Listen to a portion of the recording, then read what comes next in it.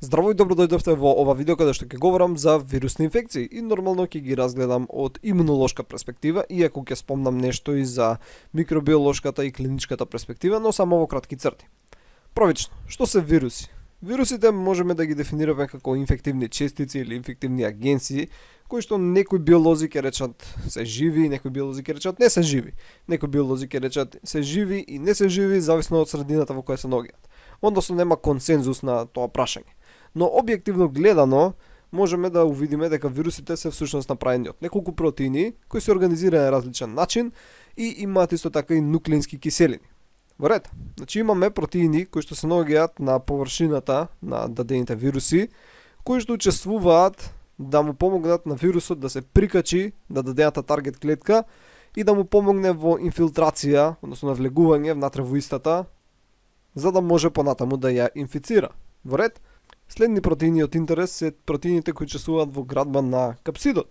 Сега, кај некои вируси тоа може да биде еден единечен протеин, кај некои се повеќе различни протеини, но главната идеја е дека капсидот има некоја си проста форма, односно има повеќе рамнини на симетрија, така што од еден или неколку протеински единици може да биде изграден целиот капсид. Сега, зошто е тоа битно?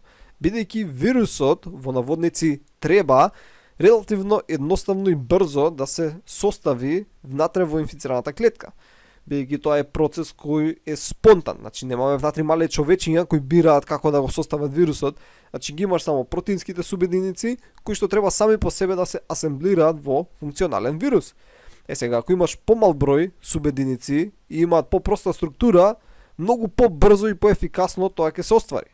Океј, значи да речеме ако сакаш ти да направиш коцка тридимензионална, ти треба само една субединица, која ја повторуваш 6 пати. Така, и добиваш коцка. Значи не треба да направиш 4 различни субединици, треба да направиш само една субединица во голем број и она спонтано внатре во инфицираната клетка ќе се состави во соодветната форма. Во ред? Сега, има многу овдека повеќе детали во кои може да се навлегува, но тоа е главната идеја. Значи имаме протеини кои што го градат капсидот и имаме некои протеини кои што се наоѓаат внатре во капсидот. И ова се некои помали протеини кои учествуваат во успешна инфекција на дадената таргет клетка. Значи од кој ќе навлезе вирусот, овие протеини ќе бидат потребни со цел да може правилно да се експресира генетскиот материјал на вирусот и така натаму и така натаму. Ова се најчесто некои ензими. Следно се нуклеинските киселини. Сега гледате дека овдека ги емблежно со виолетова боја и се различни кај вирусов на лево и вирусот на десно. Имаме голема разноликост кај нуклеинските киселини, кај вирусите. Значи имаме вируси кои што имаат двојно верижна ДНА, значи двојно верижна double stranded ДНА, која е исто нели како кај еукариотските клетки или прокариотските, но имаме исто така и едноверижна ДНА. Така, значи имаме вируси кои што имаат едноверижна РНА, што не е толку чудно, но имаме вируси кои што имаат и двоверижна РНА. Така, значи имаме вируси кои што имаат, ќе бележам НЦ, иако не се бележи така, значи не целосна ДНА, значи фрагментирана ДНА, која треба да биде поправена со цел да биде функционална. Имаме вируси кои што имаат негатив, кои што имаат позитив сенс РНА, која треба да биде конвертирана во различната, па да стигне до ДНА и така натаму. Значи има голема разноликост на нуклеински киселини кај вирусите во споредба со сите останати нели живи организми на планетава. Сега последната работа што ја приметувате е ова жолтово. Ова жолтово е всушност фосфолипиден двослој кој што потекнува од клетката која била инфицирана од овој вирус. Така, значи некои вируси имаат нешто што се нарекува envelope. На македонски би било преведено како плико или обвивка која произлегува од фосфолипидниот двослој на инфицираната клетка. Значи додека излегува вирусот од клетката, го зема фосфолипидниот двослој од инфицираната клетка како сопствен. Така? И нормално овој фосфолипиден двослој ќе носи некои од протеините кои што биле вметнати внатре во него. Така, значи ова се протеини кои што потекнуваат од инфицираната клетка. Значи најразлични протеини кои имаат некои функции, но овдека кај вирусот нема да ги вршат тие функции.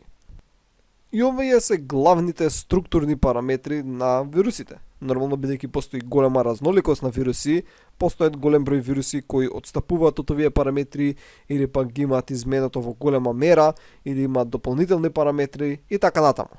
но ова е генералната идеја. Сега, во однос на репликација, вирусите не можат да се реплицираат како што се реплицираат еукариотски и прокариотски клетки, бидејќи немаат метаболизам. Така, значи, ако имаш даден вирус на масава пример, тој вирус ќе остане таму се додека не е деградиран од одредени физичко-хемиски влијанија или пак некоја бактерија у наводници не го изеде. Односно се однесуваат како нежива природа. Така. Сега, со цел да се реплицираат, мораат да се наоѓаат во соодветна средина, поточно во соодветна клетка. Значи, даден вирус таргетира најчесто само една дадена клетка, односно даден тип на клетка. Во ред, и он мора да се наоѓа внатре во клетката. Сега, тука на игра стапуваат овие протеини за прикачување кои исто така возможуваат и влез. Че да речеме дека тука имаме некоја таргет клетка за даден вирус. Во ред, и за клетката си има на површината огромен број различни протеини и тие протеини се потребни за правилно функционирање на клетката. Така, значи ова не се протеини кои се тука за таа да биде заразена, не, значи тоа се протеини кои се дел од нормалниот протеински репертоар на клетката. Океј? Сега, даден вирус таргетира одреден протеин за влез. Да речеме дека овие ДК вируси го користат овој портокаловиот протеин за влез. Така што овие вируси имаат површински протеини кои што соодветствуваат на овојов дека протеин кој се наоѓа на клетката таргет. Кога ќе се поврзат, имаме цела низа реакции кои што се разликуваат од вирус до вирус, но генералната идеја е дека ќе се овозможи влез на вирусот внатре во клетката. Така, значи тука ќе обележиме вирусот кој што се поврзал со својот рецептор за протеинот и преку низа реакции, дали тоа ќе биде клатрин последувано или не, вирусот ќе успее да влезе внатре во клетката. Тој таму ќе се дефрагментира, така, значи ќе се отвори на некој си начин, при тоа нуклеинските киселини кои биле внатре во вирусот ќе искочат и плюс некои протеини кои беа потребни за успешно инфицирање. Една интересна работа е дека освен влегување внатре во клетката, потребно е таа клетка да има соодветната машинерија. Односно тоа можеме да го представиме вака. Да речеме дека тука имаме едно множество на најразлични клетки кои го поседуваат овој портокалов протеин. И да речеме дека имаме друго множество на клетки кои поседуваат протеини внатре во нив, кои вирусот може да ги искористи за да инфицира таа клетка. Во ред. Сега, сите клетки кои што се наоѓаат овдека во пресекот се тие кои можат да бидат инфицирани од овој вирус. Така да, че имаш клетки во кои вирусот може да влезе, имаш клетки во кои вирусот, ако би се нашол, би инфицирал, и пресекот од двете се тие клетки кои вирусот всушност ги инфицира. Сега, кога ќе се најде внатре во клетката, различен број вируси ја инфицираат на различен начин, но генералната идеја е да генетскиот материјал на вирусот биде експресиран. Сега, тоа може да се случи или во цитоплазмата, или пак може да се случи внатре во јадрото. Така, значи, генетскиот материјал на вирусот треба да биде експресиран, ги користи рибозомите кои што се дел од нормалниот репертоар на клетката, со цел да прави протеини кои што му се потребни на вирусот. Значи, нуклеински киселини ќе се прикачат со рибозоми кои што се наоѓаат внатре во клетката, ги имаме тука транспортни РНА молекули кои ќе донесат аминокиселини, ќе се направат протеини кои што ќе се селф-асемблираат во потребниот капсид, ќе се реплицира генетскиот материјал, ќе се вметне во тие капсиди и понатаму преку низе реакции тие вируси ќе се заминат од клетката. При тоа можат да убијат клетката или не, зависно. Имаме цитопатски и нецитопатски вируси. Некои вируси кога заминуваат, зимаат дел од мембраната на клетката, така што имаме процес на пупење. Така, ова е капсидот, имаме зима дел од мембраната и на крај заминува како вирус со плико, што зборевме. При тоа исто има протеини кои што повторно се за прикачување на таа мембрана и така натаму и така натаму. Значи, ова е основната идеја позади вируси, што се, како инфицираат, како се реплицираат. И од еден вирус кој инфицира дадена клетка, може да се направат милиарди вируси. И сите овие вируси ќе бидат малце различни едни од други, и понатаму ќе одат да инфицираат други клетки и така натаму и така натаму. И за ова може да се збори многу по микробиологија, како иде еволуцијата на вируси, кон што се фаворизира, што се случува и за најразлични интересни вируси.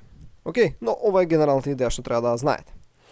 Сега, овие вируси, кои ќе се најдат во околната средина и ќе тргнат да инфицираат нови клетки, нормално тоа ќе го прават до одреден степен. Така значи ќе почне еден вирус, ќе се направат милиони, тие милиони ќе инфицираат нови милиони клетки, но после некое време ќе биде ова забележано од страна на имуниот систем, кога ќе се постигне одреден титар на вирусни честици. Така значи од времето на првиот вирус до времето кога има доволно вирусни честици за да бидат забележани од страна на имуниот систем е всушност периодот на инкубација што го нарекуваме. И сега кога ќе биде забележан од имуниот систем ќе се јават симптомите. Значи поминал период на инкубација веќе имаш симптоми. Но нормално не е туку така лесно вирусите да стигнат до нивните потребни таргет клетки. Така значи ние сме опколени со вируси насекаде и секој ден доаѓаме во интеракција со нив, но не сме секој ден разболени. Така значи имуниот систем најчесто ги чисти брзо некои секојдневни вируси што ги сретнува, но односно има повеќе бариери кои вирусот треба да ги помине со цел да предизвика успешна инфекција и да му предизвика проблеми на дадениот организам. Првично вирусите треба да ги поминат анатомските бариери. Имам направено посебно видео за ова, каде што говорам во повеќе детали, но генералната идеја е дека например да поминат вируси само преку кожата, треба да поминат низ дебел слој од мртви клетки, треба да поминат низ бариера од протеини кои што деградираат други протеини, значи со ова се дифензини се нарекуваат, треба да поминат низ бактерии кои нормално се наоѓаат на површината на кожата, кои исто така не штитат, значи дел се од нормалниот кожен микробиом. Треба да поминат низ средина која има релативно ниско pH, така значи покисела средина и така натаму и така натаму. Така ако сакаат да идат преку гастроинтестиналниот тракт, треба да поминат низ желудникот, каде што имаме HCl, уште пониско pH него тоа на кожата. И треба да поминат цела плејада на ензими кои деградираат најразлични молекули кои се наоѓаат на површината на најчестите микроорганизми. Океј, но да речеме дека се тоа го поминат и влезат во некоја си клетка. Потоа го имаме интринзичниот имунитет, односно интринзична одбрана која е постојана. Ова е нешто што е составен дел од репертоарот на секоја клетка во телото. Значи секоја клетка во телото може колку толку да се брани не само од вируси, него и од други патогени организми со одредени механизми кои не се многу ефикасни, но сепак помагаат. И овие механизми се еволуцијски многу стари, значи потекнуваат уште од кога животот бил едноклеточен. Така, значи, секоја клетка може самостојно да се брани до одреден степен. И ако направиме некоја аналогија со луѓе, тоа би било следниот начин. Интринзичен имунитет е тоа што секој од нас може да го направи. Така, например, ако ти си нападнат од некој, сигурно можеш барем да викаш, можеш да го удриш, да го клоцнеш и слично. Да, можеби не си спремен како војник или како некои специјални единици, но сепак можеш колку толку да се браниш. Или пак да алармираш други луѓе кои се наоѓаат во непосредна близина. Тоа е всушност интринзичниот имунитет. Значи тоа е имунитет кој го поседува секоја клетка. Потоа го имаме вродениот имун систем. Значи овој имун систем е индуциран. Да, имаме имуни клетки кои што се постојано присутни во ткивата, така например макрофагите, дендритични клетки, гранулоцити од различен вид, природни клетки убици, односно НК клетки, но не се толку активни се додека не бидат поттикнати од присуството на некој микроорганизам. И као последна линија на одбрана го имаме адаптивниот имун систем, кој што е скроен кон патогенот. Така значи треба повеќе време додека овој се развие, барем до некој забележлив капацитет, инаку тој започнува уште од одма, така значи уште од првиот или вториот ден ќе почне активација на адаптивниот имун систем, но му треба време дур не постигне доволна сила, така кажано. Океј, за анатомските бариери, кој што спомнав, имам направено видео, сега првично ќе говориме за интринзичните одбрани. Клетките имаат голем број механизми на интринзичен имунитет, ние ќе разгледаме само неколку. Првиот е ерена интерференција. И ова е механизам кој клетката го користи при нормално функционирање, така не е намен само за вируси, и го користи кога сака да прекине продукција на одреден протеин за кој веќе е направена месенџер ерена. Значи прави микроерени кои соодветствуваат на таа месенџер ерена со цел да ја уништи, да направи сайленсинг на таа месенџер ерена. Но окей, ова главно е детектирано кај растенија и кај безрбетници, многу има и кај цитачи. Сега не знаеме дали е многу успешно во одбрана против вируси, но знаеме дека постои. И знаеме дека кај други организми е успешно. Така што ќе сметаме дека е и кај нас. Како работи? Кога во клетката ќе се најде двојноверижна РНА, значи некои вируси имаат двојноверижна РНА, под дејство на еден протеин наречен дайсер, значи сецкач, таа е сецната на парчиња кои има 21 нуклеотид. Вред? Значи на одредени фрагменти. Тие фрагменти понатаму заедно со дайсерот се прикачуваат со еден протеин кој се нарекува АГО2. Вред? Сега овој АГО2, тој фрагмент од двојноверижна РНА го цепнува на две, каде што едната е водич, другата е патник РНА, така се нарекуваат, значи guide passenger. Каде што оваа РНА, која е водичот, која е прикачана на АГО2, всушност се нарекува сега мала интерферирачка РНА, значи small interfering RNA. Вред? Сега се прикачуваат и многу други протеини на овој комплекс, на овој протеин, така што се добива комплексот риск. Тоа е кратенка, не ви е битно сега зашто стои. И поентата е дека овој комплекс сега се движи внатре од цитоплазмата на клетката и секогаш кога ќе најде на двојноверижна РНА која има фрагмент кој е комплементарен на овој едноверижен фрагмент, ќе ја уништи. Така, значи секој пат кога ќе најде на нејзе, ќе ја уништи, ќе ја пресече на одредена позиција. Вред?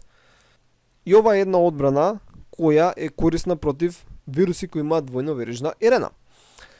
Сега, нормално, вирусите имаат countermeasures против ова. Значи, вирусите имаат протеини кои спречуваат ова да се случи. Или пак имаат РНА молекули кои се така извртени да овој риск комплекс не може да стигне од нив за да ги пресече. Вред? Значи, има најразлични механизми. Инаку нашиот организам го користи ова за собствени причини, али не прави double-stranded RNA, него прави едноверижна РНА, која самата се врзува со себе си, така што има делови кои изгледаат како двојноверижна РНА. И тоа го користи за собствени причини, но нема сега да навлегувам во тоа. Инаку овдека исто имам бележано CRISPR, сигурно сте слушнале, денеска се користи за генетски инженеринг, исто и РНА интерференција се користи за генетски инженеринг. А CRISPR е имун систем кај бактерии, значи у наводници. Бактериите се бранат од одредени вируси кои напаѓаат бактерии, така односно бактериофаги. При тоа користејќи молекуларни ножици у наводници, тоа се ензими кои сечат генетски материјал на одредени позиции и при тоа зачувуваат, имаат еден вид меморија за кој вирус порано ги инфицирал, за да може повторно да се одбранат од него. И работи на сличниот механизам, значи има протеини кои што прикачуваат одредени нуклеински киселини и при тоа сечат на наведената позиција. Друг механизам е ApoBec3. Сега, што се случува овдека? Правично ќе видиме што се случува во нормална клетка. Кога имаш некој вирус, кој овдека баш вака ова ми се погоди, кој пробува да испупи надвор од клетката, така значи он пробува да си замине. Бил направен внатре во клетка и сега сака да си замине. Нашата клетка прави едни протеини кои му ги вметнува. Така значи му вика, земи ги овие протеини со тебе. Тој протеин е А3Г. Вред? Значи го прави тој протеин и тој протеин ќе си влезе внатре во вирусот. И вирусот кој ќе инфицира нова клетка, така, значи вирусот ќе си замине, ќе инфицира нова клетка, што ќе се случи?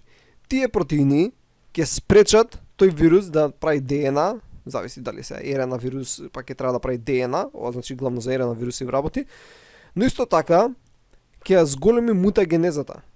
Значи вирусот, нуклеинска киселина на вирусот ќе почне да мутира многу повеќе. Значи ќе се прават повеќе грешки и ќе се јавуваат промени и се тоа ќе доведе да вирусот е помалку ефективен во извршување на својата работа. Во ред? Сега нормално вирусите се бранат од тоа. Вирусите внатре во едниот капсид содржат, но исто така и го прават со нуклеински киселини, еден протеин наречен VIF. Така значи ова као бледо црвено што е овдека. Тоа не е еден протеин, значи тоа е цел комплекс од протеини, но поентата е овој VIF протеин го врзува А3Г.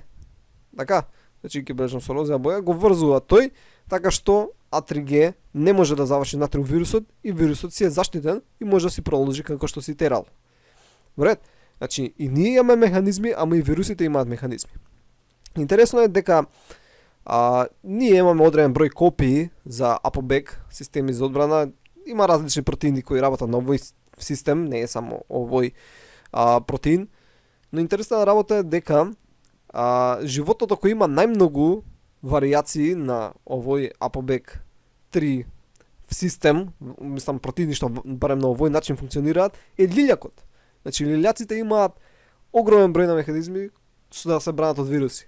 Тоа е главно бидејќи лилјаците имаат најмногу вируси од сите организми кои што се постојано во нив. Океј. Ајде идеме сега на следниот механизам. Добро, сум го спомнал, ја мислам не сум го напишал. Идеме следно, епигенетско сайленсирање. Сега ова работи на принципот да нормално ДНА која се наоѓа во јадрото на клетката не се експресира постојано. Така значи ние имаме огромно количество нуклеински киселини кои не се експресираат 24/7. Така значи они се обвиткани околу хистони и ако е потребно да се транскрибира, односно транслатира одреден дел, тој ќе се отплетка од хистонот и ќе биде прочитан. Сега тоа пробува да го направи клетката против вирусните нуклеински киселини. Односно пробува да ги врза со хистони. Така значи нашата клетка пробува да додаде хистони на вирусната нуклеинска киселина со цел таа да не се транскрибира. Но нормално вирусите имаат многу протеини кои ги врзуваат нашите хистони и не им даваат да се врзат со нивната ДНА. Значи вирусот има протеини кои ги врзува нашите протеини. Или пак, освен тоа, може дури да се интегрира.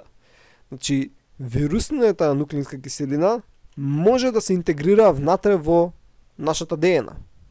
Значи ќе си влезе внатре во јадрото, ќе цепне на одредени делови, ќе влезе таму и ќе се има одредени протеини од нашата машинерија кои ќе го поправат тоа. Така.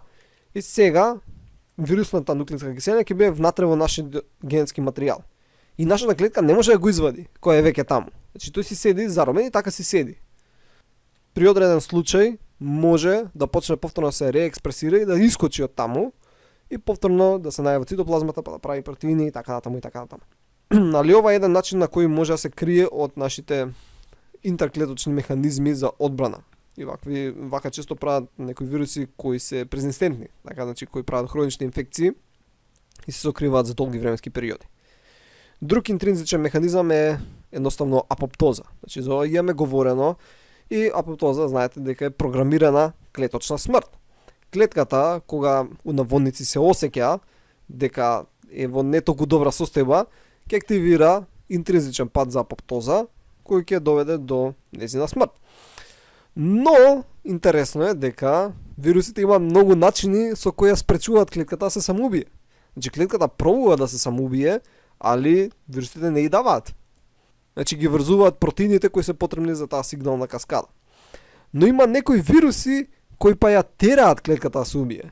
Значи они ја поттикнуваат, али после модерен степен.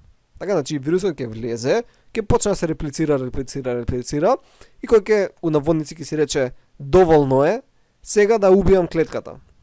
И ќе активира ова сигнални патеки за апоптоза и клетка ќе се убие. Сега ќе речеш зошто тоа би го направил вирусот? Бидејќи вирусот пробува да искочи сега од клетката. Значи веќе направил доволно копии. Нема што сега да седи у клетка, треба да иде да зарази нови клетки. За да искочи ќе ја убие и ќе искочи надвор од клетката. И дополнително на тоа имаме макрофаги, барем некои вируси може да го искористат, кои ги чистат остатоците од клетки. Така значи тука има фосфатидилсерин кој се препознава од рецептор на макрофагот. Макрофагот ги препознае овие apoptotic bodies, овие мали делчиња кои се од мртва клетка и ги фагоцитира и ги уништи. Но тоа вирусот може да го искористи за да влезе внатре во макрофагот. И ова некои вируси го прават. Океј, значи многу интересни работи. И постојат уште многу вакви интринзични механизми кои клетки користат за. Следна сцена е вродениот имунитет кој што врши препознавање на најразлични патогени, вклучително и вируси, користејќи Pattern Recognition Receptors, односно ПРР. За ова имам правено видео некаде на почеток на курсов по имунологија, така што као кратко подсетување, овие рецептори се молекули кои што препознаваат некои најчести молекуларни образци кај патогени организми. Така значи некои најчести протеини, најчести шекери, најчести липиди кои што ги сретнуваме кај вируси, габи, бактерии, паразити и слично. Значи не можат да утврдат у наводници кој е патогенот, али утврдуваат дека е патоген. Така што се активира вредениот имун систем да потикне некаков одговор. Сега имавме различни вакви ПРРС, дека сега се наброени, значи имавме C-type lectin рецептори, кои што се трансмембрански протеини, кои што се локализирани добро на мембраната и препознаваат шеќерни компоненти од клеточниот зид на фунги и некои бактерии. Добро. Имаме nucleotide binding oligomerization domain-like рецептори, кои што се рецептори кои што се наоѓаат внатре во цитоплазмата. Значи, внатре во клетката има повеќе подфамилии, препознаваат бактериски, вирални, паразитски и фунгални PAMPs. Сега, што беше PAMPs? PAMPs беше патоген асоцирани молекуларни образци. Значи, молекули кои што најчесто ги сретнуваме кај патогени. Значи, тоа е едната подфамилија, другата подфамилија е AIM2, која забележува вирални и бактериски ДНА молекули. И прават исто така инфламазоми, за ова имаме говорено и за инфламазоми некаде во правите видеа. Имаме RIG-I-like рецептори, односно RLRs, кои што се повторно цитоплазматични рецептори, како и NLR, сигнализираат преку MAVS, тоа е некој си протеин, и активираат антивирални одговори, вклучувајќи продукција на тип 1 интерферон, за кој ќе збориме доста. И тие за кои најмногу обрна внимание, тоа што прави видео, беа Toll-like рецептори, односно TLRs. Некои германски истражувачи ги истражувале гените, нешто за ембриогенеза, така што кои изместиле некои гени, се случило да пораснат нозе, не знам, на главата на мувата, и биле као, вау, ова е нешто супер, и така што тол, супер, и така им ги дали имињата на овие гени, и после ми скочило дека тие всушност се битни за имуниот систем. И затоа доаѓа името Toll-like рецептори. Океј, сега, овие се трансмембрански протеини кои што се наоѓаат на мембраната, на клетката, исто така се наоѓаат и во ендозоми. Значи во везикули кои што се наоѓаат внатре во клетката. Океј? Имаат голем опсег на специфичности, препознаваат најголем голем број работи, протеини, нуклеински киселини и шеќерни компоненти. Во ред? Ајде сега да идеме препознавање на патоген асоцирани молекуларни образци. Во ред? Значи имаме тука, еве на пример, цитомегаловирус и еве сипаници се препознаени од TLR2. Океј, овие два вируси се препознаени од TLR4. Океј, имаме некој вирус кој што преку ендоцитоза влегува внатре во клетката и сега внатре во ендозомот исто така имаме TLR молекули. Имавме 9 мислам различни, кои што сите препознаваат различни работи. Например, TLR3 препознава дупловерижна РНА, TLR7 препознава едноверижна, исто така и TLR8, TLR9 препознава некои CPG мотиви. Значи некои протеини кои имаат одредени мотиви, тие беа како супрасекундарни структури. И гледаме како сигнализираат. Значи сите три овдека например сигнализираат преку MID88, тоа активира понатаму транскрипцијски фактори NF-kappa бета, ARF7, ако иде преку TLR3, TRIF, ARF3, како и да се активираат транскрипцијски фактори, така значи TF, кои што стигнуваат натре во јадрото, се поврзуваат со одредени гени, така што ја зголемуваат нивната експресија. А тие гени се гени кои што се одговорни за продукција на тип 1 интерферони. Океј, значи за интерферони имам сосема посебно видео во видеото кај што правев за цитокини, таму можете да погледнете. Овдека имаме повторно како например функционираат RIG-like рецептори, тие кои се од цитоплазмата, значи не Toll-like, него RIG-like. Имаме добро АТ богата дупловерижна ДНА, што може да биде нели и наша, но сепак. Имаме 5' тројно фосфорилирана дупловерижна РНА. Такви нуклеински киселини нашето тело не произведува. Така што тоа сигурно е многу чудно. Зошто има такво? Не е од нас, сигурно некој патоген. Кратка двојноверижна РНА, 5' три пати фосфорилирана едноверижна РНА, долга двоверижна РНА и така натаму. Значи тоа се влие на одредени протеини, ќе зумирам можда не ви се гледа, кои што понатаму даунстриминг, така се нарекува, еден протеин активира друг, например еве дека активира MAVS кај митохондриите, тоа активира цела каскада, цела плејада на протеини, кои што активираат други протеини, али главното пак стигаме до транскрипцијските фактори, ARF3, ARF7, NF-kappa бета, кои што ги видовме и претходно. И кај Toll-like рецепторите беа тие. Така, само се активираат од различни патишта, али крајниот резултат е исти. Стигнуваат, се врзуваат со одредени гени, се зголемува генската експресија, се прави интерферон бета или алфа или што и да е потребно. Така, зависи кој рецептор е поврзан, што ќе се сигнализира. Имаме овдека еве на пример приметување на ДНА. Осеќање на ДНА. ДНА вирус влегува, се распаѓа, ја ослободува ДНА во цитоплазмата. Имаме С газ, некој ензим кој што се поврзува, АТП, добро се користи и ГТП, се поврзуваат, се прави цикличен гуанин, аденин, монофосфат, кој што понатаму се врзува со некој рецептор, стинг на ендоплазматичниот ретикулум. Се активира цела каскада на реакции, каде што еден протеин се врзува со друг, врши фосфорилација или дефосфорилација, при тоа се активираат протеини, се деактивираат, стигаме до НФК бета, ARF3, транскрипција на интерферон алфа и бета, кои што се интерлеукини.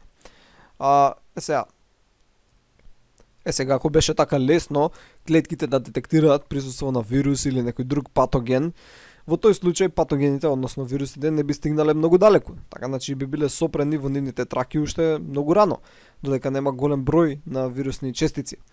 Поради тоа, вирусите имаат еволуирано најразлични видови механизми со цел да спречат нивно откривање, така, значи да спречат детекција, така што да има доволно време да се удвојат во доволно голем број. Сега, имаме наразлични механизми од наразлични вируси. Еве, на пример, хепатитис Б вирусот прави полимераза која го инхибира дадениот сигнален пат. Имаме хепатитис Б вирусот, исто хепатитис С вирусот, имаат протеази кои влијаат врз МАВС да не може да сигнализира добро. Хепатитис С вирусот, добро, Епштайн-Бар вирусот влијае овдека за да не биде детектирано на ДНА-та. Имаме добро хепатитис Б, повторно хуман папилома вирус и така натаму и така натаму. Значи ова се само некои примери за тоа како најразлични вируси влијаат на сигналните патеки со цел да не бидат детектирани.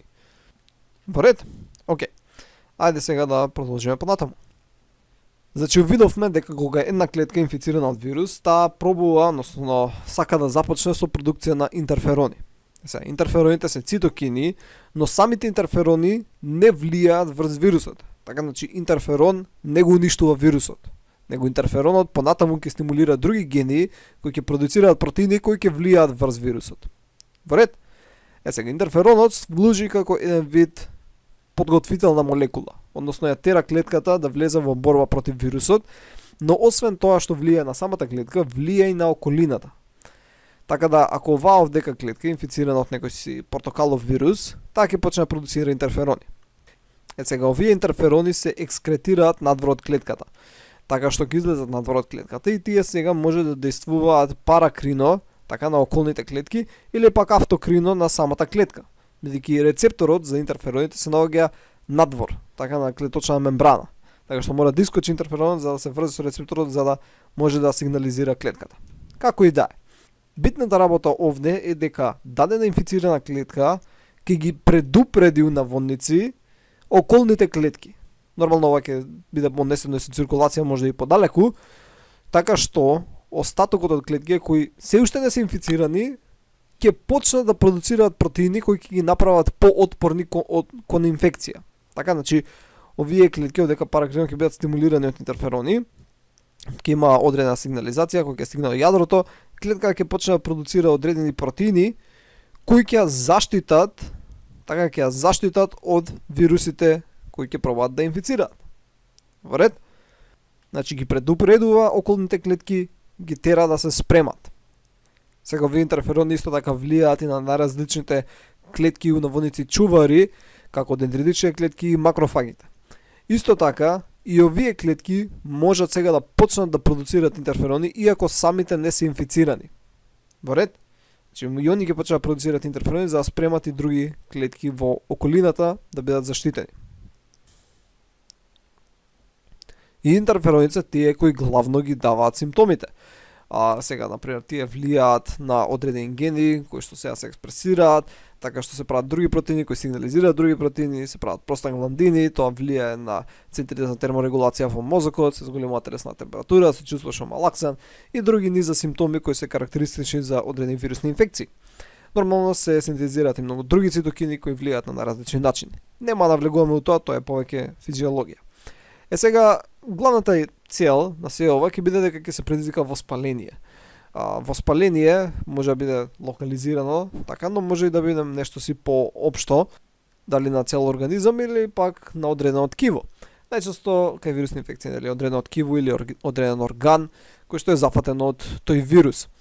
И воспаление не е карактеристично само за инфекции, така, значи воспаление може да се случи и кај на различни метаболички заболувања. Сега, главните карактеристики на воспаление се рубор, долор, тумор, колор, функција леза. Што значи тоа?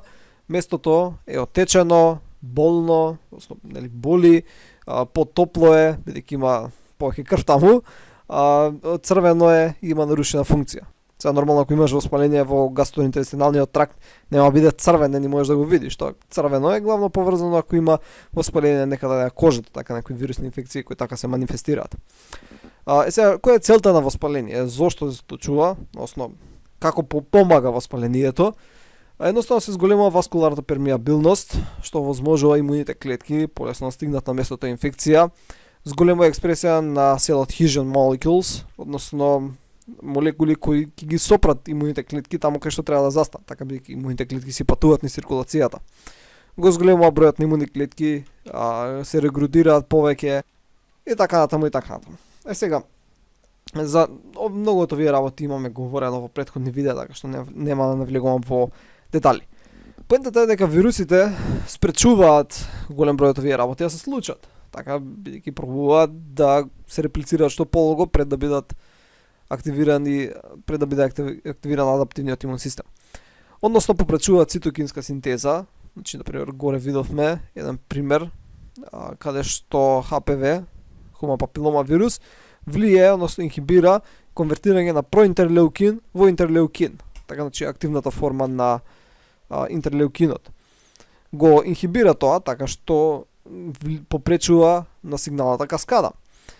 Исто така се создаваат рецептори од страна на вирусите кои што ги врзуваат цитокините. Така, например, ако треба цитокинот да се врзе за некој ваков розов рецептор, вирусите ќе направат ваков зелен рецептор, или ајде да речеме ваков црвен, кој е релативно сличен, така што цитокинот наместо да се врзе тука, ќе се врзе тука. Вред. И нема да се врзе цитокинот кај што треба, што влие на сигнализацијата. Друга работа, прават хомолози на цитокини. Значи, наместо да прават друг рецептор, едноставно ќе направат хомолог на цитокинот. Прероа розево е правилниот цитокин, они ќе направат портокалов цитокин, кој ќе се врзе на истото место и спречува да правилниот цитокин се врзе таму кај што треба. Значи тоа се три механизми, например, кои што вирусите ги имплементираат со цел да спречат цитокинска сигнализација. Сега, како ќе се однесува еден вирус, зависи дали е цитопатски или не цитопатски, и колку ќе има воспаление, од тоа зависи. Например, вируси кои што не ги убиваат клетките, едноставно ги користат само као фабрики, постојано као на продукциона лента се искачаат нови вируси, односно нецитопатски вируси, тие не предизвикуваат до толку воспаление. Зошто? Бидејќи нема многу мртви клетки во околината. Кога една клетка ќе умре, односно по пат на некроза или апоптоза, има многу молекули кои што сигнализираат оштетен ткиво на организмот. Така му викаат, тука има некој проблем. Ги нарекувавме DAMPs. Значи Damage Associated Molecular, обратно ги ставив буквите. Damage Associated Molecular Patterns. Значи молекули кои што ги сретнуваме кога има оштетување на ткивото. Сега, ако ги нема тие, бидејќи вирусите се нецитопатски, нема да има толку воспаление. Имуниот систем нема да знае дека тука се случува нешто, бидејќи не умираат клетки. Додека цитопатските вируси предизвикуваат повеќе воспаление, што ќе повика повеќе имуни клетки на местото, но тоа некогаш може да влијае негативно. За нас премногу воспаление па може да биде исто така штетно за организмот, бидејќи ќе се оштети многу здраво ткиво во процесот. Нормално, освен се ова, вродениот имун систем располага и со клетки, како НК клетките, неутрофилите, макрофагите и системот на комплемент. Така, значи, ама за сите овие работи имам говорено нешто повеќе во многу претходни видеа, така што не сакам сега да се повторувам. Значи, имаме видено како работи комплементот, така, значи, он ке лизира одредени клетки и тоа може би да сигнализирано од други молекули, каде треба да се уништи клетка, каде треба да се лизира и слично. НК клетките се многу битни за почетната одбрана кон вируси од страна на вродениот имун систем. Сега имам направено посебно видео каде што разгледуваме како НК клетките всушност препознаваат, бидејќи немаат клеточен рецептор, немаат антитела. Едноставно добиваат позитивни и негативни сигнали кои доаѓаат во контакт со некоја клетка. Така, например, овдека имаме одредена клетка и она добива позитивни и негативни сигнали. Односно, дали да убие или да не ја убие. Иако тие се поништуваат еден со друг или има повеќе негативни, нема да ја убие. Но ако една клетка е инфицирана од вирус, сега зависно од кој вирус, таа клетка ќе има дисрегулирано презентирање на протеини на својата површина, така што најчесто НК клетка ќе добие повеќе позитивни сигнали и ќе ја натера инфицираната клетка да влезе во апоптоза. И ова е многу битно додека немаме доволна количина или воопшто продукција на цитотоксичните клетки. Така, бидејќи треба време додека тие се појават во некоја си пристојна концентрација во телото. Неутрофилите се битни бидејќи они прават масовно уништување. Они ќе дегранулираат и оштетуваат големи порции од дадено ткиво, притоа фаќајќи многу вирусно инфицирани клетки. Ама при тоа се уништуваат и многу здрави клетки. Така што и тоа си има некои плусеви. Значи, спомнав дека интерфероните не се тие кои влијаат врз вирусот. И па тогаш, што е тоа што влијае? Океј, интерферонот се поврзува со соодветен рецептор, односно интерферонски рецептор. Постојат три различни групи, бидејќи постојат три различни групи на интерферони. Како и да е, сите сигнализираат на сличен начин, односно преку јак стат сигнализација. Значи, имавме јанусни кинази прикачени на протеинските опашки внатре во клетката, тие се фосфорилираат, активираат други протеини, односно активираат овие стат протеини. Имавме повеќе различни стат протеини, зависно кој со кој се комбинираше, се вршеше различна експресија на различни гени. Така, значи имавме димери од стат протеини кои што се поврзува со ДНА во јадрото. При тоа се стимулира експресија на протеини кои што ги нарекуваме ISGs, бидејќи потекнуваат од гени кои што се стимулирани од интерферон. ISGs всушност стои за интерферон стимулирани гени. И протеините кои потекнуваат од нив се нарекуваат ISGs. Сега, интерферонот првично многу се зголемува продукција, така која клетка ќе примети дека е инфицирана, почнува голема продукција интерферон. Но тој се намалува после 10 часа. Нормално и после има некоја си продукција, но се намалува во голема мера. Зошто? Бидејќи самиот интерферон може би е штетен на телото. Како што рековме, предизвикува воспаление, што може да оштети голем дел од здравото ткиво. Сега, друга информација е дека постојат над 1000 протеини кои што потекнуваат од овие интерферон стимулирани гени. Значи, над 1000.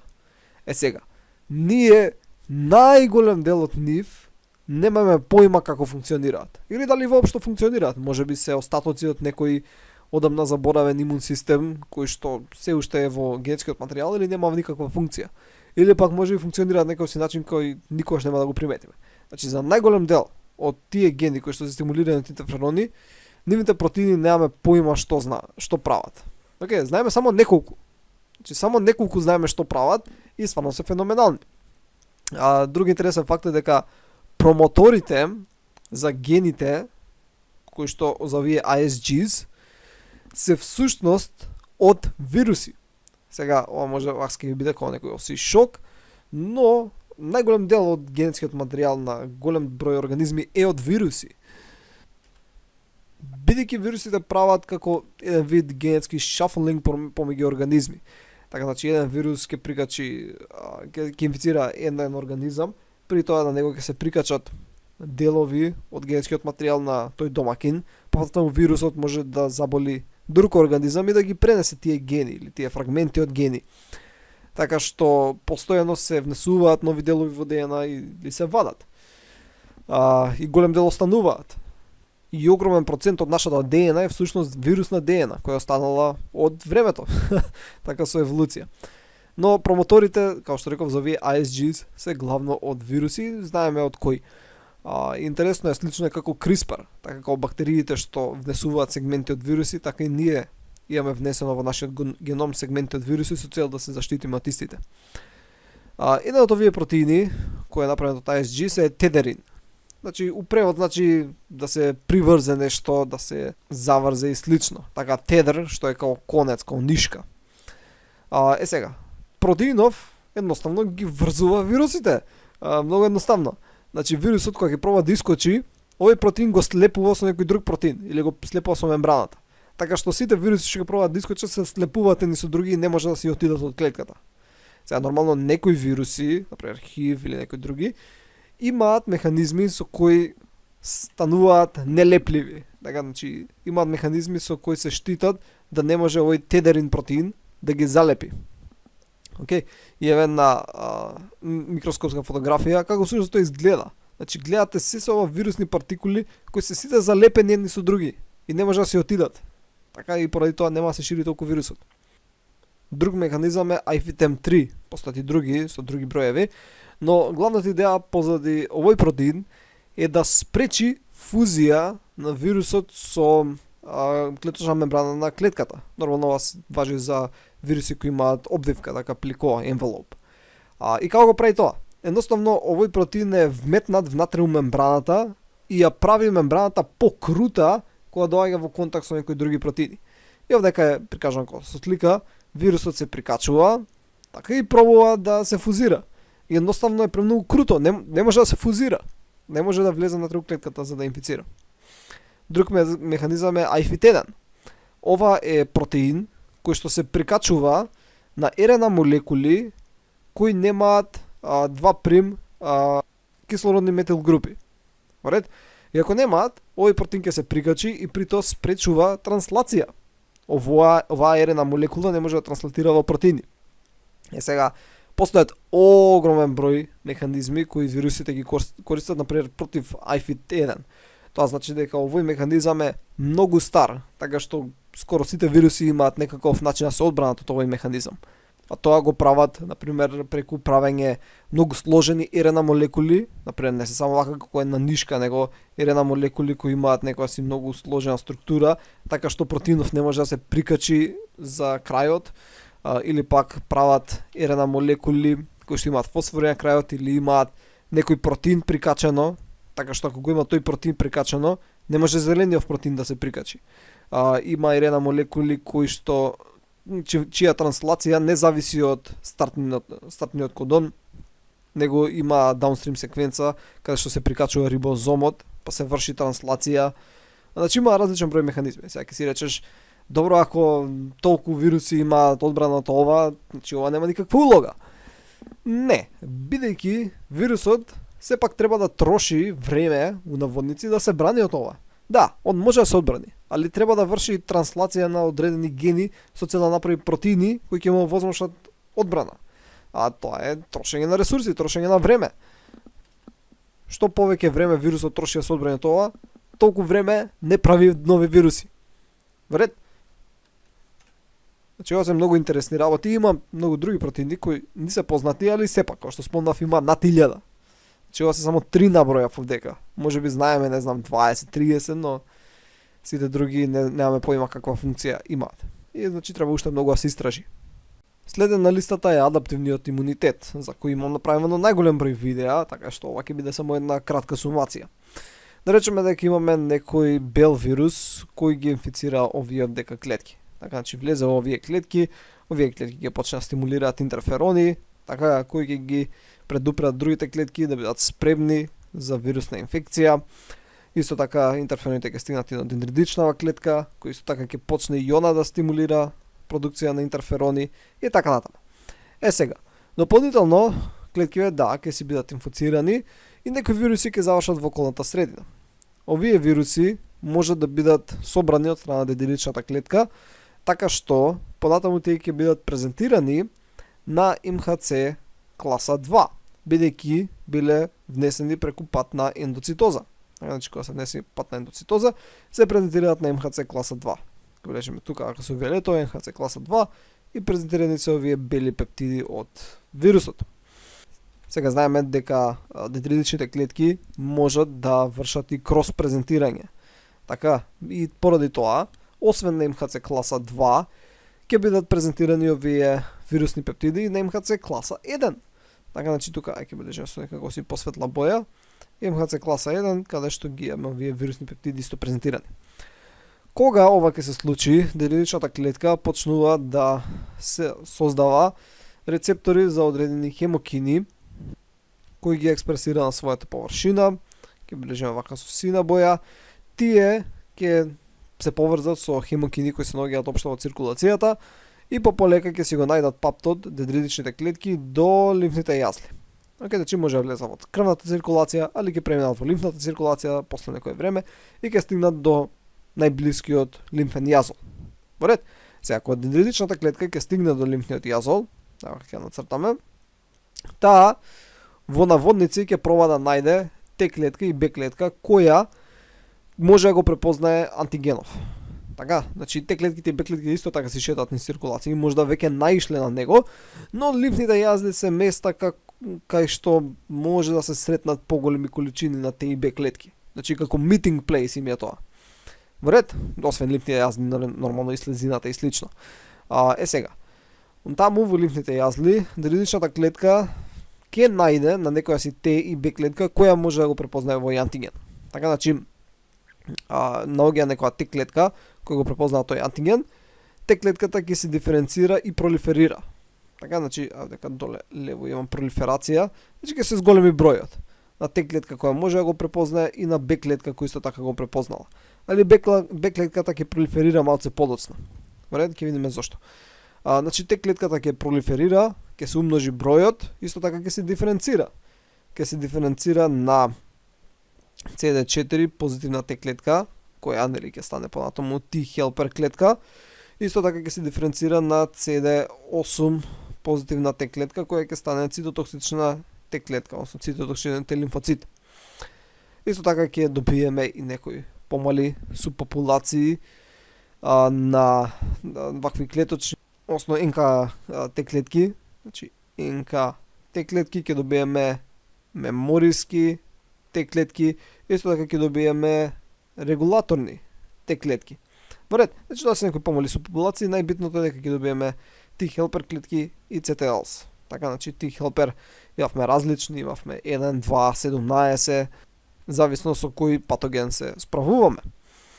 Сега, дополнително, некаде, или во лимфниот јазол, или некаде во циркулацијата, некоја Б клетка наишла на тој вирусен антиген. Значи, наишла на пептиди можда од вирусот, ги прикачила со своето антитело, така да биле препознани од дадено антитело, ги преработила и исто така ги презентирала на МХЦ класа 2. Во ред? Тука сега се презентира на МХЦ класа 2. Т клетка која била активирана од дендритична клетка, као што ќе се шета низ циркулацијата, ќе најде на оваа Б клетка и ќе рече, оваа Б клетка има антитело кое може да препознае вирусен пептид. Супер! Да ја активирам. И сега ќе стигне втор сигнал од помош на T helper клетката, Б клетката ќе се активира, ќе пролиферира, тоа претходно што го видовме, значи ќе се умножи бројот, така значи ќе се пролиферира, исто така ќе се диференцира. Ќе се диференцира на мемориска Б клетка и на плазма Б клетка. Плазма Б клетката всушност ќе почне со продукција, масовна продукција на овие антитела кои можат да го препознат овој вирусен пептид. Значи антитела, antibodies или наречени имуноглобулиди. Тоа е исто. Првично се продуцираат IgM антитела. Во ред?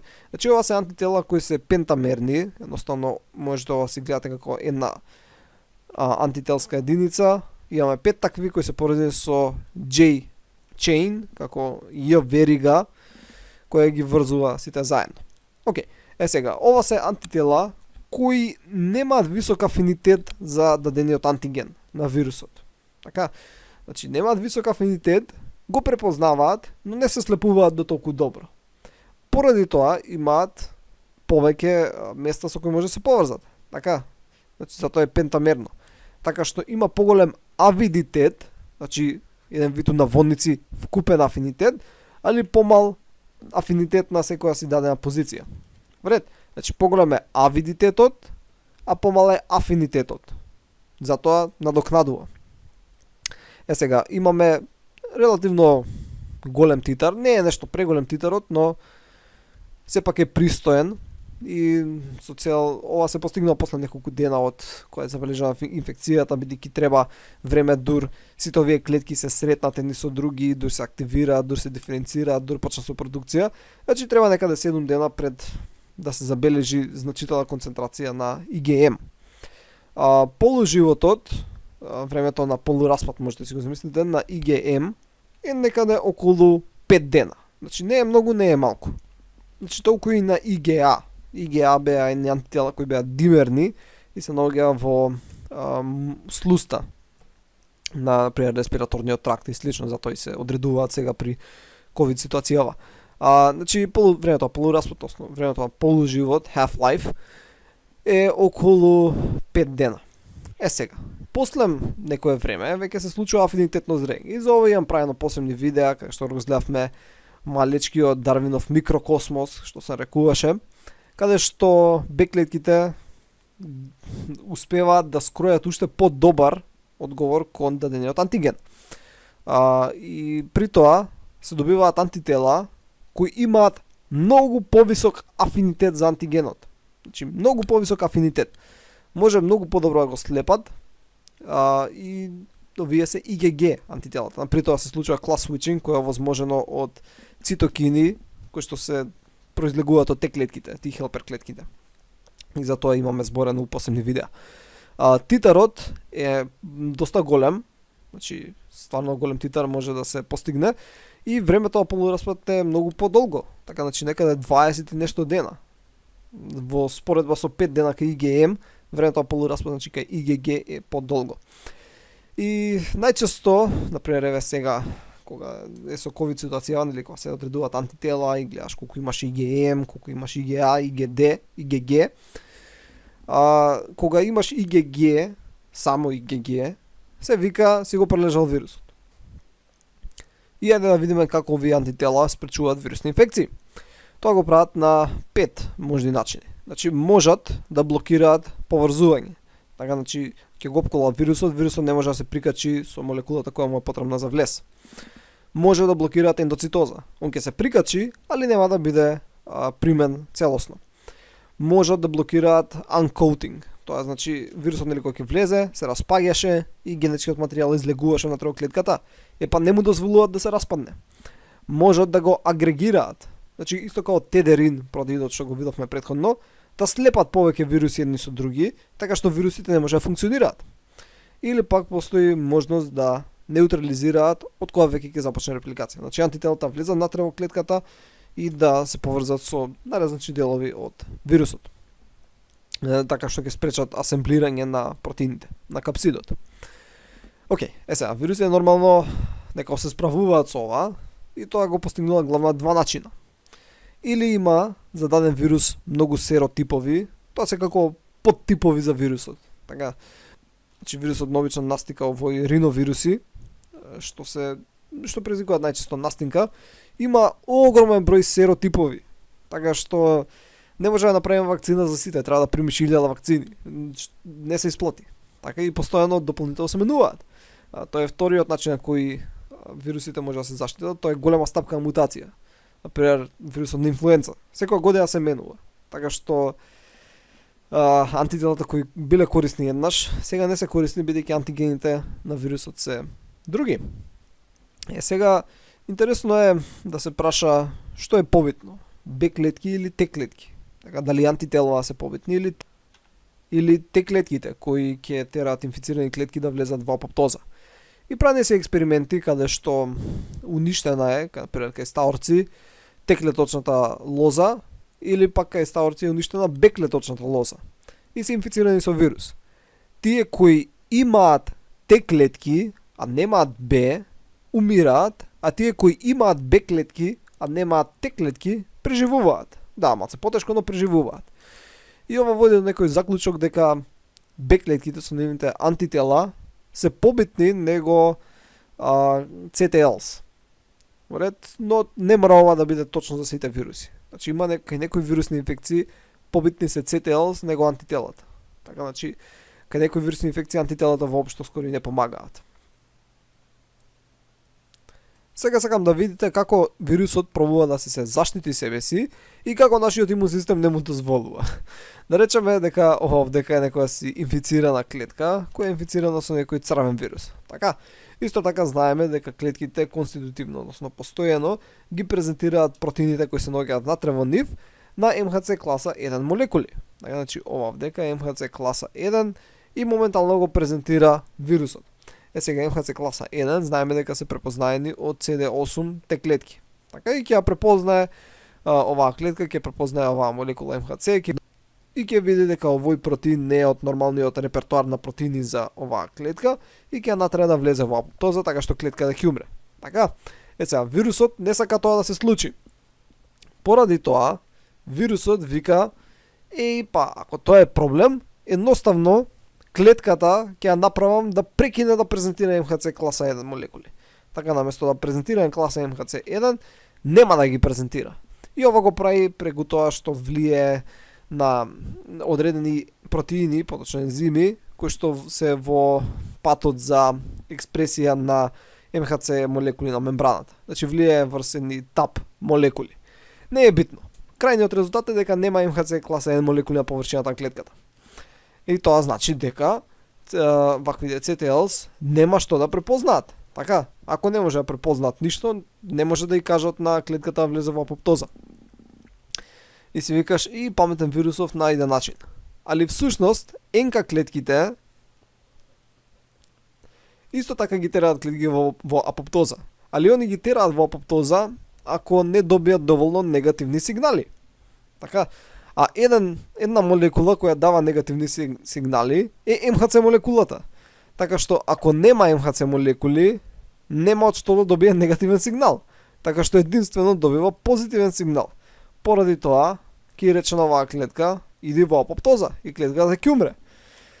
Така што, ако имаш МХЦ класа 1 молекули, CTLs ќе препознаат дека имам натре вирус. Ако немаш, НК клетките ќе ја натераат клетка влезе во апоптоза.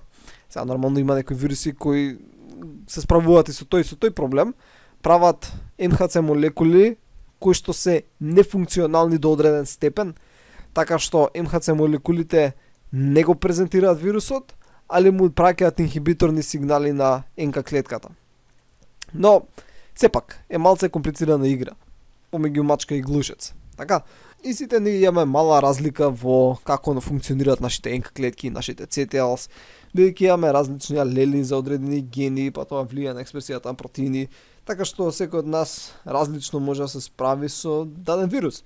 Не до голема мера, али вакви мали варијации можеби ќе влијаат. Така, например, кај некој од нас НК клетките може да 10% од времето ќе успеат да натераат клетка во апоптоза, кај некој од нас може да 30% од времето. И двајца да ќе се осеќаме болни, но еден може да ќе помине полесно него некој друг. Океј, тоа е генерално за адаптивниот имун систем. Значи имам правено многу видеа кои го разгледуваме адаптивниот имун систем во голем број детали и затоа ова беше еден општ преглед. Во ред? Ајде сега да ја разгледаме клиничката перспектива. Ајде сега да кажеме 2-3 збора за клиничката перспектива. Клиничката слика на дадена вирусна инфекција главно произлегува од специфичната имуна реакција кон тој вирус. Например, може да има некаков црвен осип на кожата, некакви бубулици на кожата, може да има пролив, односно диареја, да те боли стомакот, да имаш температура, да имаш црвенило, да имаш оток на некое место и така натаму и така натаму. И тоа главно произлегува од тоа да имуниот систем се бори против вирусот и го оштетува даденото ткиво, предизвикува реакции на инфламација и тоа дава некои си карактеристични симптоми, карактеристични за даден вирус. Сега, вирусните инфекции може да бидат акутни или хронични. Сега, најголем дел од вирусни инфекции се акутни, односно се појавуваат нагло и траат кратко. Голем број, односно најголем број од вирусните инфекции воопшто не ги приметуваме. Сега спрема некоја дефиниција, тоа не би биле вирусни инфекции, бидејќи не биле успешни. Но како и да е, ние во околината секој ден се соочуваме со најразлични вируси, кои едноставно не успеваат да постигнат ништо. Сега да речеме, искочиш надвор, така, само што си се бањал, не се облечеш убаво, надвор е ладно, и не знам, ќе речеш се преладив, прехлада и утре си болен, така, имаш температура, можеш да кашлаш и за некој ден ќе ти помине. И баба ти ќе ти каже, леле, настина од ладното, така, си искочи надвор гол и настина. Од ладното не се настинува. Така, значи, не може ти од ладното, ниска температура, да ти предизвика настинка која ќе ти трае цела недела. Така, значи, тоа може од екстремно ниска температура да предизвика хипотермија, но тоа е реверзибилно, така, значи, нема да настинеш од ладното. Ладното е едноставно ниска средна кинетичка енергија на молекулите. Значи, кога си на ладно и кога настинуваш, не е од самото ладно, него кога ти е ладно, се смета дека имунитетот опаѓа, барем за краток временски период, не многу, но опаѓа, така што вирусите кои се наоѓаат во околината можат сега да те инфицираат. И ова се начисто некои риновируси и така настинуваш. Океј, добро. Сега, постојат и хронични вирусни инфекции или презистентни се нарекуваат, кои што можат да траат со месеци, години или цел живот. Сега, хроничните вирусни инфекции се предизвикани од вируси кои можат релативно успешно да се скријат од имуниот систем. И тоа го прават генерално на три начина. Значи, или инфицираат клетки кои што се наоѓаат во имунопривилегирани ткива, значи такви се тестисите, јајниците, мозокот и слично, места каде што имуниот систем нема до толку голем пристап. Втор начин е да инфицираат имуни клетки. Така, например, ако ги инфицираш имуните клетки, нема кој да те нападне. Едноставно си заштитен на водници. И третиот начин е преку интеграција во нашата ДНА. Значи, ако се интегрира во ДНА на некоја си клетка и остане така неактивна нуклеинска киселина од вирусот, едноставно нашиот имун систем не може да ја примети. И таа може да си остане така интегрирана, неактивна, долги временски периоди, може со години да остане така, се додека одреден тригер од околината не ја активира. Значи ќе почне да се експресира и кога ќе почне да се експресира, ќе почне да се прават вируси и повторно ќе се јави инфекција. Така што имуниот систем ќе ја сузбие инфекцијата, ќе трае така неколку години и пак ќе се појави. И пак ќе сузбие и пак ќе се појави и така натаму и никогаш не може да се отстрани. Во ред. Сега, интересно е дека скоро сите ние имаме хронични инфекции, односно вируси кои ги носиме скоро цел живот. Значи скоро сите носиме 8 до 12 хронични инфекции скоро цел живот. Значи овде имаме една скала која е во милиони, значи ова е милион, 10 милиони, 100 милиони, милиарда и 10 милиарди. Каде што гледаме дека ендогени ретровируси ги имаме сите. Значи сите од нас имаат ендогени ретровируси, тоа се остатоци од еволуцијското минато кои се наоѓаат во ДНА и едноставно не може да ги отстраниме. Има и многу други вируси кои огромен процент од популацијата ги има. Има многу други кои воопшто не се идентификувани, бидејќи не се толку битни, не предизвикуваат некои значајни симптоми, но ги носиме со себе. И во одредени ситуации може да се експресираат и да му прават некои си мали проблеми на имуниот систем. Овдека сега сакам да увидите еден експеримент кој што укажува на тоа колку е битно како ќе биде внесен даден вирус во организмот и од тоа ќе зависи каква ќе биде клиничката слика, односно дали воопшто ќе има инфекција. Например, направен експеримент каде што имаме некој лимфоцитен хориоменингитичен вирус кој што предизвикува менингитис, така значи воспаление на мозочните обвивки. И внесена е доза во еден глушец од 100.000 ПФУ. Сега што е ПФУ, например, кога ќе се земе плоча, сега не се растаат не за бактерии, само може да се растат и бактерии, али ако се прави животински истражување, се растаат култура на анимални клетки. Така, значи овде ќе имаме култура на анимални клетки, ќе обоиме, и се става дадениот вирус, и се гледа колку плаки ќе се направат. Океј, значи колку мртви зони. Зони каде што умреле клетките. Колку вакви плаки има, од тоа ќе зависи колку вирус има. И поради тоа имаме плак forming units. Значи тоа е мерната единица за количество вирус кој што се инјектира. Океј. Сега, дадена е количина од 100.000 ПФУ, али е ставена интраперитонеално. Значи у стомак ја ставили инекцијата. Глушецот преживува. Направен друг експеримент каде што е ставена доза од 1 ПФУ, али ставена е директно во мозок. глушецот умира.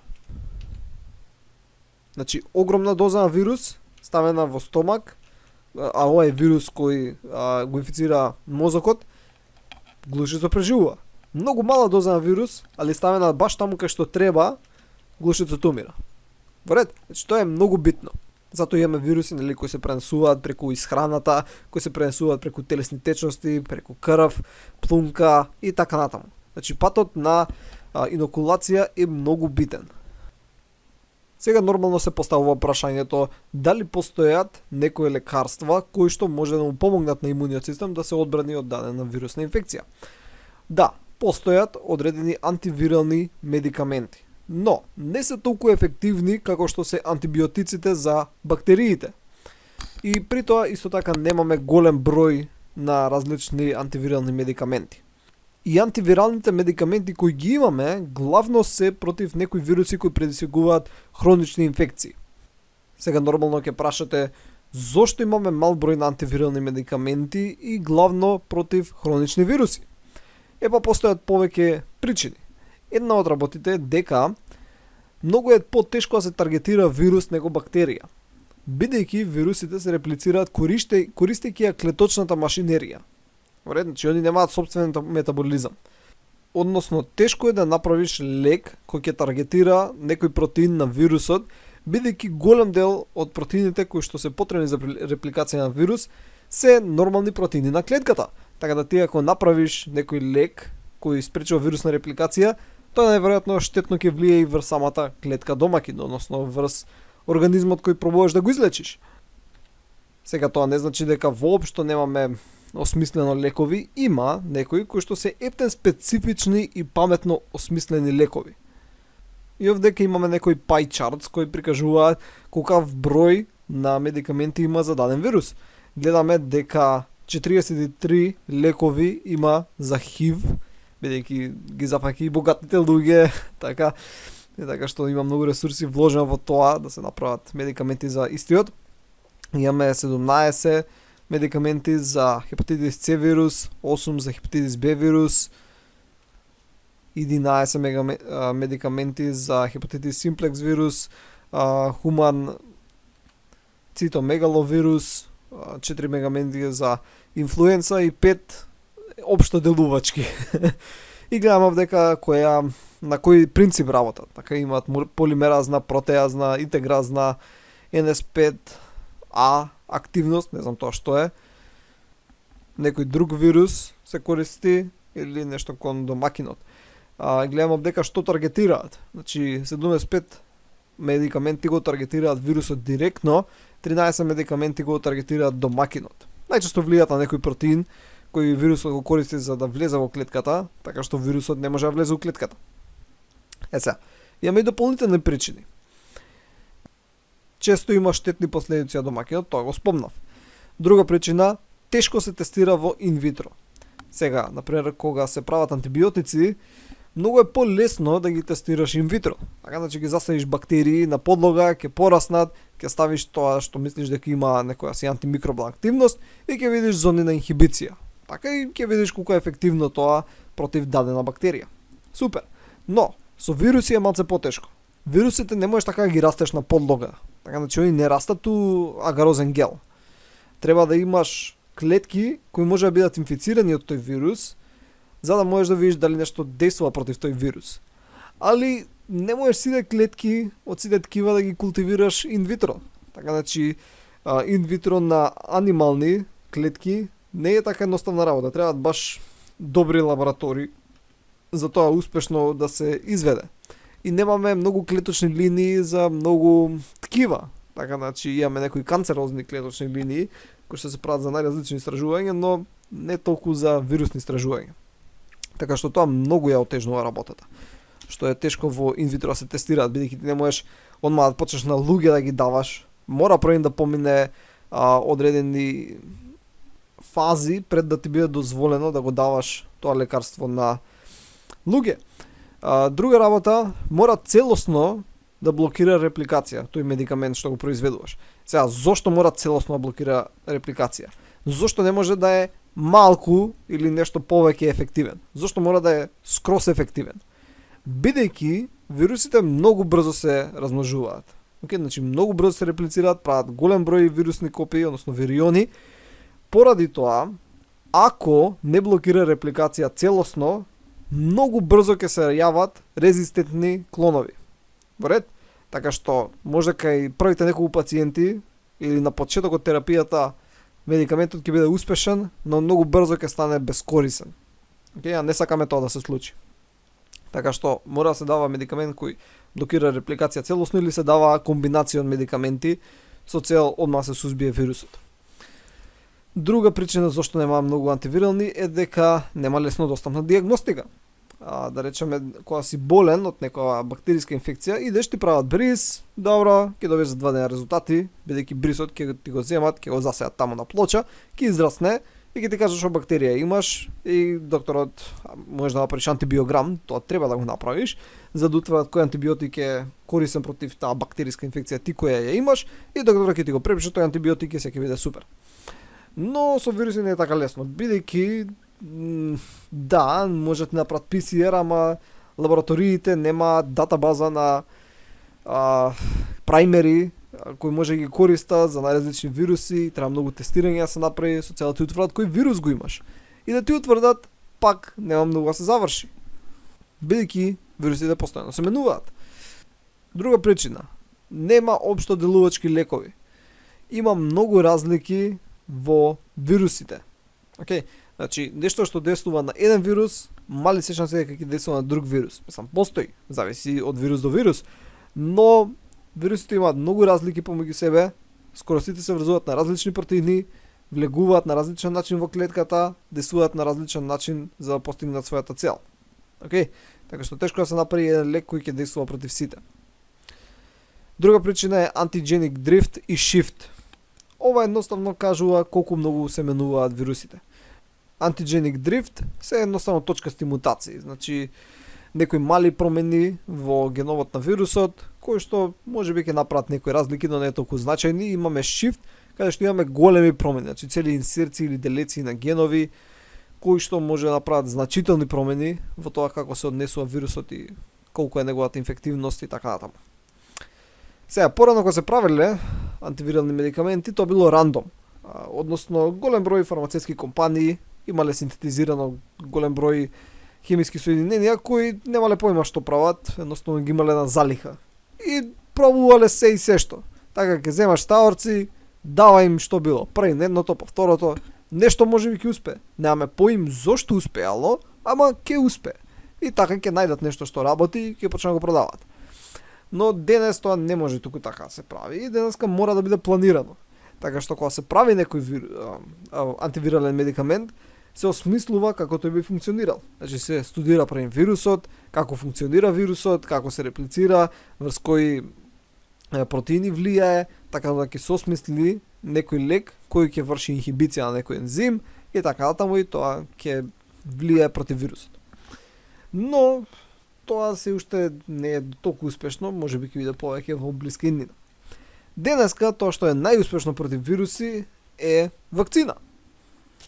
Едноставно ќе го изложиш твојот имун систем на антигените од вирусот, без при тоа вирусот да те инфицира. Сега, тука има една проблематика да ти ќе го изложиш телото на антигените од вирусот, значи вирус без генски материјал или само генски материјал без протеини, но твоето тело ако многу брзо го исчисти тоа што е приложено, нема да развиеш имун одговор, нема да развиеш мемориски клетки. Така што се додаваат во вакцините адјуванси. Тоа се материи кои го задржуваат антигените од вирусот подолго време во организмот.